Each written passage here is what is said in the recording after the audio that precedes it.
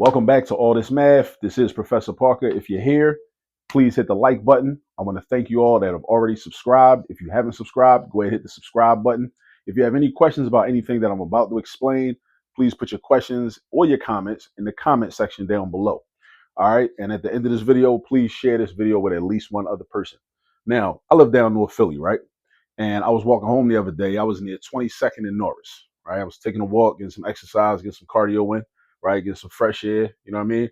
And I seen this piece of paper on the ground, and it's an 8.5 by 11 sheet of paper. And what it ends up being is like somebody had lost like a page from their Eureka math workbook. It looked like some first grade math, right? From Eureka, from their curriculum. So I said, you know what? This looks interesting, and I want to make some content on this. Excuse me. I don't think I've made content on these topics. The worksheet was about doing addition of two-digit numbers by using either number bonds, quick 10 method, which we about to get into, quick 10 drawings, right? Or the arrow method, right? Now, this is what a lot of parents refer to as the new math, right? Because we may not have learned it back in the day when we was in elementary school. And nobody took the time to really teach the parents how to use these methods. Our children are in school learning these methods. And then when the children come home with homework, we as parents, because we don't know these methods, we get frustrated and end up getting frustrated with our children, right? Because we aren't able to help them. So this is another reason that I made this YouTube channel in the first place. You can come here and you can learn how to do the math that your children are being taught in school. So when they get home, you can help them with their homework. All right, so what we're about to get into now are something called quick 10 drawings. Now, before you ask why we got to do all that, I'm going to tell you. One of the benefits of quick 10 drawings is that it enables children, and this is like usually taught in first grade, right? This is part of the first grade curriculum, right? In a curriculum called Eureka. All right. Why do we do this? It gives children an ability to have a pictorial view of what's happening with the numbers. Okay. Now, there are a lot of ways to add numbers. The way you're most comfortable with is cool too, but we're not doing that right now. All right. We're using quick 10 drawings because we want to help develop their conceptual understanding, want to help develop their ability to see the actual numbers and the relationship between the numbers using pictures. All right. Using straight lines and circles and X's. All right, so watch what I do. So first, we got 17 and we got 12. Now, we break this down into place value. Another benefit of this is it emphasizes place value. All right, so this is not really a 1. This is really a 10. This 1 represents that we have 1 in the tens place. All right, so our tens are represented by vertical bars. So I'm going to do this. That's a vertical bar that represents 10. That's 10 right there. Now, our 7 ones, I'm gonna use circles for those 7. I'm gonna use circles. I'm gonna draw 7 circles. So I got 1, 2, 3, 4, 5, 6, 7. Then I go over to this number right here. This is a 12.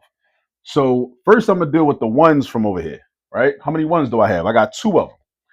Because it's from the other number, I'm not gonna use circles. I'm gonna use X's just to show the difference. So I got 1, 2. And then I also got a 10 from here because 12 is the same thing as 10 plus 2. 12 is the same thing as 10 plus 2 when you think about it in terms of place value. So I'm going to put another bar right there, right? Then I'm going to put an equal sign. Now, I count up my 10s. This is what we want our children to think about. How many 10s we got? We got 2 of them. So 2 10s is 10 plus 10, which is 20. So we write the 20 down, right? And then we write our plus sign. Because what are these? We got to count these up. So we count 1, 2, 3, 4, 5, 6, 7, 8, 9. And then we do 20 plus 9, right? And all we're doing, because we have a 0 in the ones place here and a 9 here, we can just replace that 0 with a 9. 20 plus 9 is 29. Or your child can count up from 20. They can use the counting on method is what it's called, the counting on method from 20. So start with 20, 21, 22, 23, 24, 25, 26, 27, 28, 29. All right, 9 fingers. You end with 29. All right, so that's a quick 10 drawing. Quick 10 drawing, you represent the amount of 10s you have with vertical bars. And I guess you could vary. I mean, you don't got to use these symbols, but these are the typical symbols that are used, right? You're not locked into these symbols. All right, but you represent the number of 10s you have, and you also represent the number of ones you have. So you got 7 ones and 2 ones, 7, 2.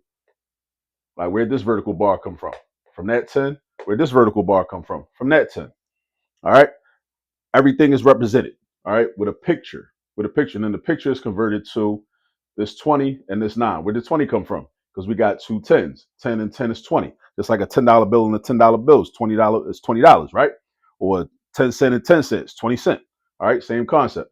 Count up all the ones. You end up with 9. Boom. 20 plus 9. You get 29. All right. That's all it is to it. So if you ain't hit the like button, please hit the like button. Please subscribe if you haven't subscribed already. Please share this video with at least one other person. And if you still got questions, that's cool too. Put your question in the comments. All right. I'll see you on the next video. Peace.